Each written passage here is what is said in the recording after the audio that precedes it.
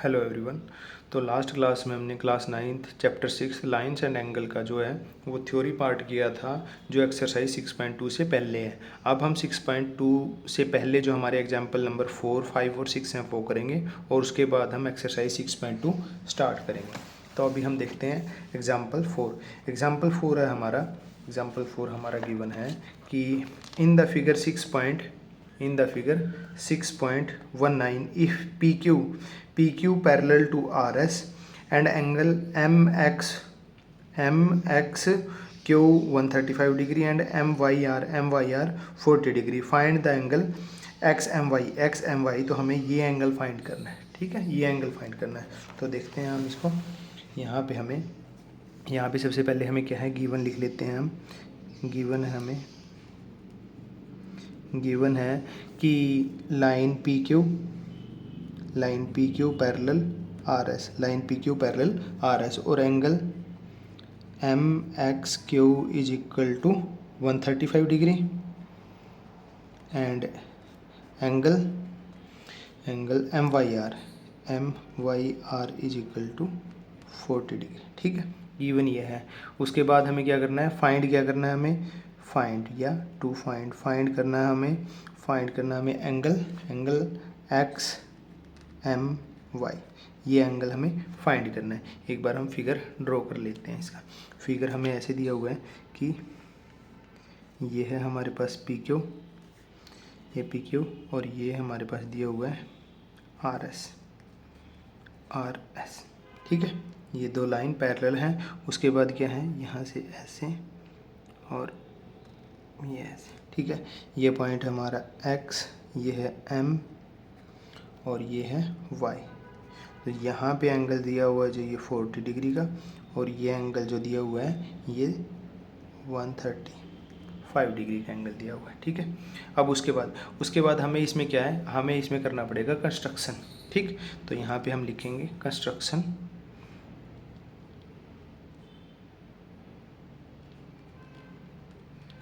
क्या करना है, कंस्ट्रक्शन करना है हमने कि हम यहाँ से M से एक लाइन ड्रॉ करेंगे which is parallel to PQ, मतलब PQ के या RS के पैरेलल जो एक लाइन ड्रॉ करेंगे विच पासिस थ्रू M, ठीक है।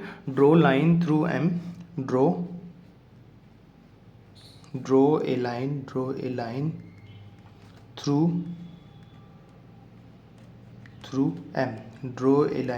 M, थ्रू M और कैसी लाइन ड्रॉ करनी है, ये parallel, draw a line through M parallel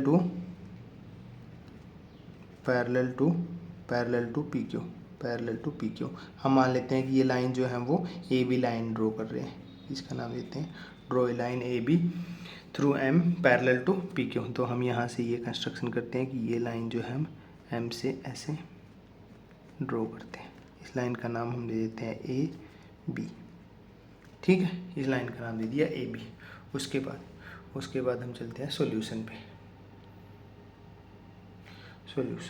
solution हमारा हो जाएगा। अब जब हमने ये लाइन ड्रॉ की है पैरेलल के, तो यहाँ हम कह सकते हैं सबसे पहले कि PQ जो है वो, अच्छा, अब हमें ये एंगल कंप्लीट एंगल फाइंड करना है। तो मैं पहले इस एंगल को नाम 1 दे देता हूँ और इस एंगल को नाम 2 दे देता हूँ, ठीक है। तो यहाँ से हम कह सकते हैं, यहाँ से क्योंकि PQ पैरेलल AB, तो ये हमारा किससे है, ये हमारा बाय कंस्ट्रक्शन ये हमारा पैरेलल है। और अगर ये बाय कंस्ट्रक्शन से ये लाइन और ये लाइन पैरेलल हैं,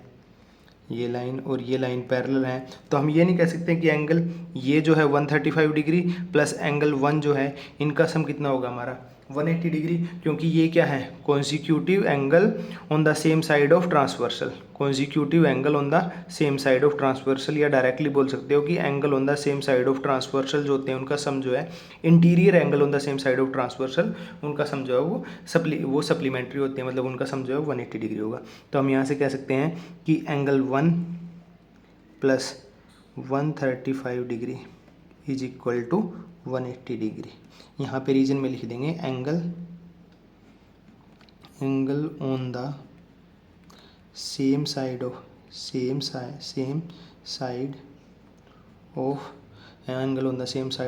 ट्रांसवर्सल। और एंगल की जगह यहाँ पे इंटीरियर एंगल लिख सकते हैं। इंटीरियर अंदर है ना, इन दोनों लाइन के अंदर की तरफ है। तो यहाँ से अगर एंगल 1 की वैल्यू निकालेंगे, यहाँ से एंगल 1 की वैल्यू निकालेंगे तो 180 डिग्री माइनस 135 डिग्री करेंगे तो ये वैल्यू कितनी आ जाएगी, ये वैल्यू आ जाएगी हमारी 45 डिग्री, ये वैल्यू आ जाएगी 45 डिग्री। ठीक, तो यहाँ से हमारे पास एंगल 1 की वैल्यू, अगर एंगल 2 भी हमारा आ जाए तो उन दोनों को ऐड करके हम एंगल जो है वो XMY की वैल्यू बता सकते हैं। तो यहाँ से अगर हम देखें, यहाँ से हम अगर देखेंगे तो हमारे पास क्या है, देखो हमारे पास ये लाइन, क्योंकि PQ पैरेलल है हमारी, ये हमें PQ पैरेलल AB, ये कहाँ से आ गई, बाय कंस्ट्रक्शन, और PQ पैरेलल RS ये हमें क्या है, गिवन है। तो यहाँ से 1 और यहाँ से 2, 1 फ्रॉम 1 एंड 2 हम क्या कह सकते हैं, फ्रॉम 1 एंड 2 हम कह सकते हैं कि AB जो है वो पैरेलल किसके होगी, RS के। AB जो है वो पैरेलल RS की होगी। और अगर हमारी ये AB लाइन RS के भी पैरेलल है, ये AB लाइन RS के भी पैरेलल है, तो हमारा एंगल 2 जो है वो एंगल 40 के इक्वल नहीं हो जाएगा। क्यों हो जाएगी, क्योंकि हो जाएंगे हमारे अल्टरनेट इंटीरियर एंगल। तो हम कह सकते हैं कि angle 2 is equal to 40 degree. क्यों, क्योंकि ये है हमारे अल्टरनेट इंटीरियर एंगल्स। तो हमारे पास एंगल 1 की भी वैल्यू आ गई और एंगल 2 की भी वैल्यू आ गई। तो एंगल अगर हम जो हमने फाइंड करना है एंगल XMY, ये है हमारा एंगल 1 प्लस एंगल 2। एंगल 1 की वैल्यू कितनी है, एंगल 1 की वैल्यू हमने निकाली थी 45 डिग्री, एंगल 2 की वैल्यू कितनी है 40 डिग्री, दोनों को ऐड करेंगे तो कितना आ जाएगा 85 डिग्री। तो हमारे पास एंगल XMY जो ये हमारा कंप्लीट एंगल है, इसकी वैल्यू आ गई हमारी 85 डिग्री। ठीक, यहाँ से हमारा जो एग्जाम्पल 4 जो है वो कंप्लीट होता है, एग्जाम्पल 4 कंप्लीट होता है। नेक्स्ट पेज पे एग्जाम्पल 5 देखते हैं।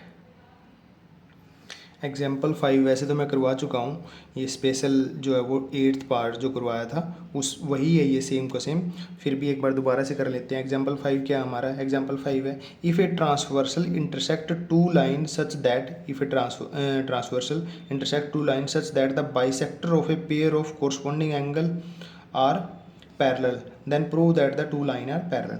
तो हमें यहाँ पे क्या है, हमें यहाँ पे गिवन है, हम गिवन लिख लेंगे। यहाँ पे क्या गिवन है, हमें गिवन है कि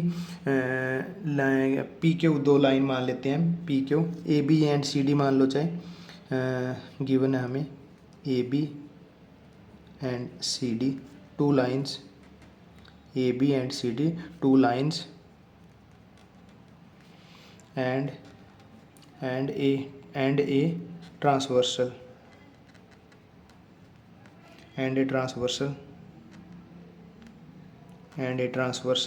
PQ and a transversal PQ।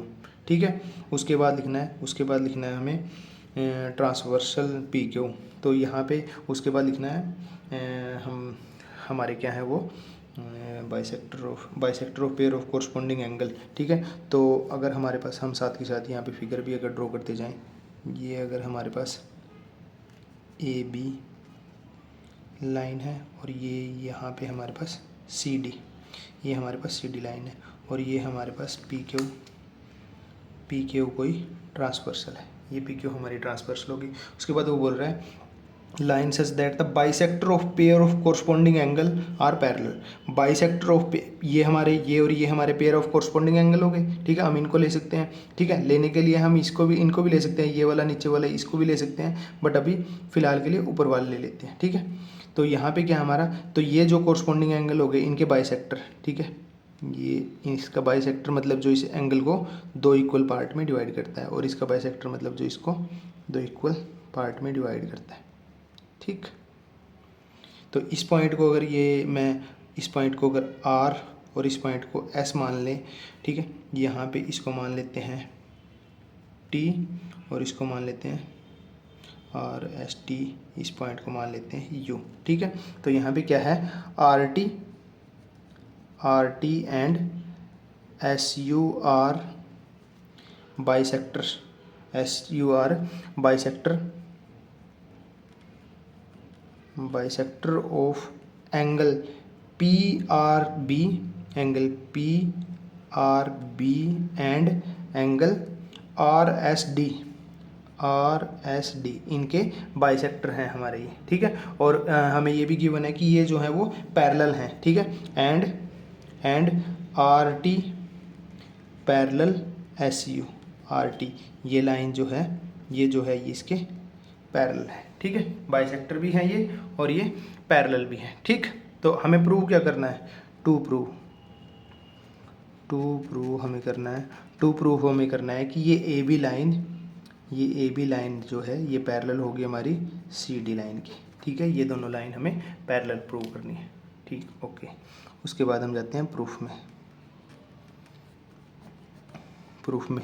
अच्छा, प्रूफ में जाने से पहले प्रूफ में हम क्या करेंगे, इन एंगल को नाम दे देते हैं। जैसे इसको नाम दे देता हूँ 1, इसको 2, ठीक है, इसको 3, इसको 4, ठीक है, ये नाम दे दिए मैंने।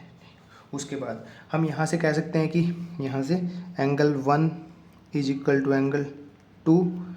क्यों? रीज़न क्या देंगे हम? क्योंकि RT जो है वो RT इज़ क्या है? एंगल बाइसेक्टर, ठीक। ऑफ, साथ में एंगल का नाम भी लें, ऑफ एंगल कौन सा? PRB, ठीक है। इस एंगल के बाइसेक्टर है तो ये दोनों एंगल इक्वल होंगे। ऐसे ही हम कह सकते हैं कि angle 3 is equal to angle 4।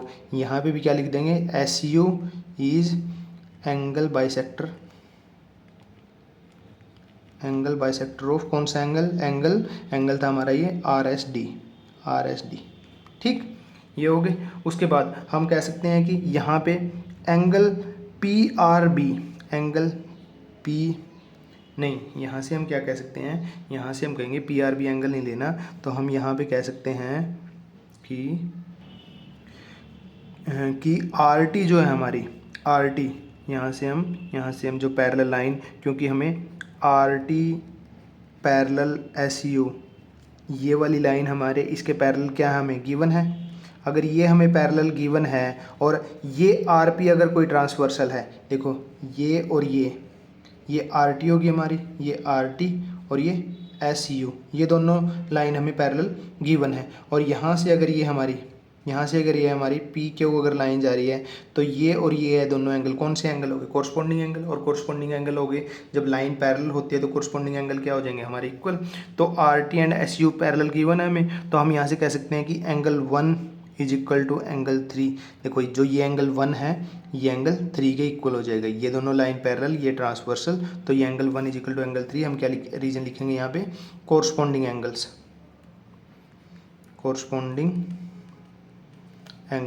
तो ये हमारे कोरस्पोंडिंग एंगल जो है वो इक्वल हो जाएंगे। अगर मैं इसमें को angle 1 is equal to angle 2 को मैं दोनों साइड में 2 से मल्टीप्लाई कर दूँ तो 2 times angle 1 is equal to 2 times angle 3 हमारा हो जाएगा, ठीक है।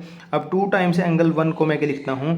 क्योंकि angle 1 is equal to angle 2 है तो मैं लिखता हूँ एंगल 1 प्लस एंगल 1 एक बार लिख के, यहाँ पे एंगल 3 प्लस एंगल 3 लिख के मैं एंगल 1 रखता हूँ और एंगल 2 की जगह मैं एंगल 1 की जगह मैं एंगल 2 रख देता हूँ यहाँ पे, इज इक्वल टू यहाँ पे एंगल 3 रखता हूँ और इस एंगल 3 की जगह, क्योंकि एंगल 3 4 के इक्वल है तो यहाँ पे एंगल 4 लिख देता हूँ और यहाँ पे angle 1 is equal to angle 2 and angle 3 is equal to angle 4।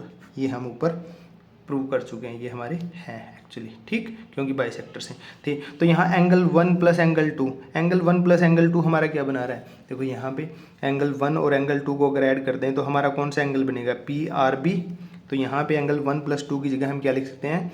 Angle PRB is equal to angle हमारा ये 3 और 4 को मिला के हमारा RSD, ठीक है। ये दोनों एंगल हमारे इक्वल आ गए और ये दोनों एंगल क्या है? कोरस्पोंडिंग एंगल है। देखा जाए तो अगर हमारी ये लाइन है, AB लाइन है और ये CD लाइन है, ये ट्रांसवर्सल है, तो ये कंप्लीट एंगल और ये कंप्लीट एंगल, ये कौन से एंगल है? Corresponding angle. और कोरस्पोंडिंग एंगल अगर हमारे इक्वल आ गए तो लाइन क्या हो जाएंगी? पैरेलल लाइन हो जाएंगी। तो ये हमारे इक्वल आ गए, तो यहाँ पे लिखेंगे as these are corresponding, as these are corresponding angles for line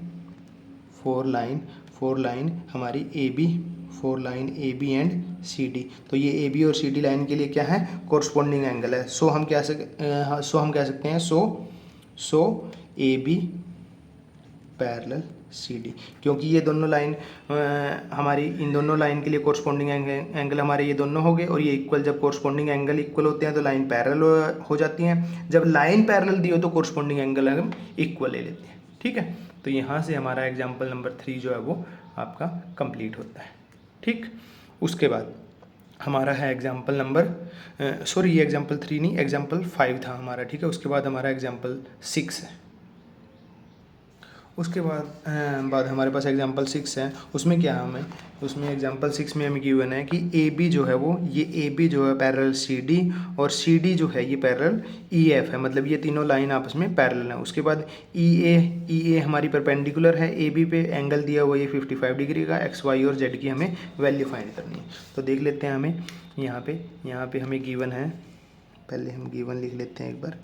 given है हमें कि AB जो है वो, AB पैरेलल CD और CD पैरेलल हमारी EF है, CD पैरेलल हमारी EF है। तो ये तीनों लाइन आपस में पैरेलल हो गई, ठीक है। उसके बाद EA जो है हमारी वो परपेंडिकुलर दी हुई है AB के, EA जो है वो परपेंडिकुलर AB दी हुई है। और एंगल जो है हमारा, एक एंगल दिया हुआ है, कौन सा एंगल, BEF, एंगल BEF जो है हमारा वो 55 डिग्री दिया हुआ है, ठीक है। ये गिवन है हमें। और फाइंड क्या करना है हमें, फाइंड करना है हमें angle X, angle Y, angle Z। ये इनको सिंपल ऐसे भी लिख सकते हो, X Y और Z, ये हमें वैल्यू फाइंड करनी है, ठीक है। उसके बाद हम चलते हैं सॉल्यूशन में, पर सॉल्यूशन से पहले हम क्या कर लेते हैं, इसका डायग्राम एक बार ड्रॉ कर लेते हैं। तो यहाँ पे अगर हम डायग्राम ड्रॉ करें तो ये लाइन हमें AB, ठीक है, ये AB है, उसके बाद ये CD है और ये EF है, ठीक है। ये लाइन हमें 3 पैरेलल दी है। यहाँ से EF से यहाँ पे A पे पॉइंट पे परपेंडिकुलर डाला गया, ठीक है। ये E है, ठीक है। और फिर E से ही हमारे इस साइड में यहाँ पे B पॉइंट तक ले गए, ये B पॉइंट है, ये D पॉइंट है, ये C है और ये F है, ये F है, ठीक है। ये हमारा डायग्राम दिया हुआ, ठीक है। ये 90 डिग्री का एंगल दिया हुआ है, क्योंकि ये परपेंडिकुलर है तो 90 डिग्री का एंगल होगा। उसके बाद यहाँ पे अगर देखें, यहाँ पे हमारा 55 डिग्री है, ये हमारा Z है, ये हमारा Y है और ये हमारा X है, ठीक है। तो हमें X Y और Z की वैल्यू फाइंड करनी है। तो अगर हम देखें, यहाँ से अगर हम देखें तो हमारे पास, क्योंकि तीनों लाइनें पैरेलल हैं, तीनों लाइनें अगर हमारी पैरेलल हैं तो हम क्या कह सकते हैं, यहाँ पे हम लिखेंगे सॉल्यूशन में AB parallel CD, AB parallel CD हमें गिवन है। अगर AB पैरेलल CD गिवन है तो हम क्या कह सकते हैं, angle X is equal to angle Y, angle X is equal to angle Y क्यों हो जाएंगे, क्योंकि ये हो जाएंगे हमारे कोरस्पॉन्डिंग एंगल्स। तो हम कह सकते हैं कि angle X is equal to angle Y, या सिंपल इसको ऐसे भी लिख सकते हो कि X is equal to Y। क्यों लिखेंगे इसको, क्योंकि ये हो जाएंगे हमारे कोरस्पॉन्डिंग एंगल, ये हमारे हो जाएंगे कोरस्पॉन्डिंग एंगल्स, ठीक है। क्योंकि जब दो लाइन पैरेलल हो तो कोरस्पॉन्डिंग एंगल हमारे इक्वल होते हैं, ठीक है। तो यहाँ से X is equal to Y आ गया। अगर यहाँ पे देखें हम, अब हमें AB parallel EF, AB parallel EF क्यों, क्योंकि यहाँ पे हमें ये एक टाइप से गिवन है, क्योंकि AB जो है वो पैरेलल है CD के और CD पैरेलल जो है वो EF के है, ठीक है। ये अगर हमें गिवन है तो अगर हम देखें ये एंगल और ये एंगल, मतलब अगर जैसे ये लाइन और ये लाइन अगर पैरेलल है और यहाँ से ये हमारा 90 डिग्री का एंगल है, तो ये कंप्लीट एंगल और ये कंप्लीट एंगल, ये कौन कौन से एंगल होते हैं, ये होते हैं हमारे consecutive angle on the same side of transversal. ये हमारी ट्रांसवर्सल होगी, ये दोनों पैरेलल लाइन होगी। तो ये दोनों एंगल कौन से हैं? Consecutive angle on the same side of transversal. या इसको ऐसे लिख सकते हैं सीधा ही कि ये हो गए हमारे angle on the same side of transversal, और इनका सम क्या होता है? ये होते हैं हमारे सप्लीमेंट्री एंगल। सप्लीमेंट्री मतलब कि इनका सम जो है वो 90 डिग्री होता है। सप्लीमेंट्री 180 डिग्री, 90 डिग्री नहीं, सप्लीमेंट्री मतलब हमारे 180 डिग्री, कॉम्प्लीमेंट्री 90 डिग्री। तो एंगल जो है हमारे यहाँ पे, तो हम कह सकते हैं कि यहाँ पे 90 डिग्री प्लस ये कंप्लीट एंगल हमारा क्या हो जाएगा? Z plus 55 degree. तो ये हो जाएगा हमारा किसके इक्वल? ये हो जाएगा हमारा 180 डिग्री के इक्वल। ये हमारा हो जाएगा 180 डिग्री के इक्वल। तो यहाँ से अगर जेड की वैल्यू निकालेंगे तो ये आ जाएगा 180 माइनस 90 माइनस के 55, माइनस के 55 करेंगे तो यहाँ से हमारे पास जेड की वैल्यू आ जाएगी। यहाँ से 90 में से 50 गए 40 में से 5 गए 35। ठीक, तो जेड जो है हमारा एंगल वो कितना आ गया? वो 35 डिग्री का आ गया। ठीक, अब यहाँ पे x इजिकल टू वाई तो आ गया हमारे पास, बट एक्स वाई की वैल्यू भी निकालनी है। अब अगर इन एंगल को देखें, ये एंगल, ये दोनों एंगल, तो हमारे पास वही है। ये एक टाइप से ये हो गया हमारे पास, ये ई एफ है, ये ई यहाँ पे है और ये एफ है। ठीक है, ये यहाँ पे है, यहाँ पे एफ है और यहाँ पे ये सी है और ये डी है, और उनको ये ट्रांसवर्सल कट कर रही है। अगर ये ट्रांसवर्सल कट कर रही है तो ये एंगल और ये angle same side of transversal, यहाँ पे ऐसे लिख देंगे। ये कौन से हो जाएंगे हमारे? Angle on the same side of transversal. Angle on the same side of transversal, side of transversal are supplementary.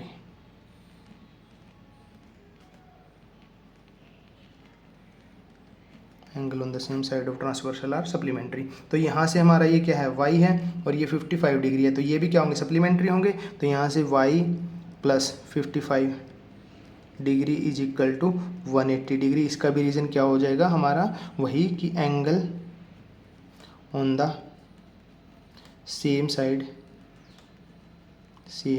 Of transversal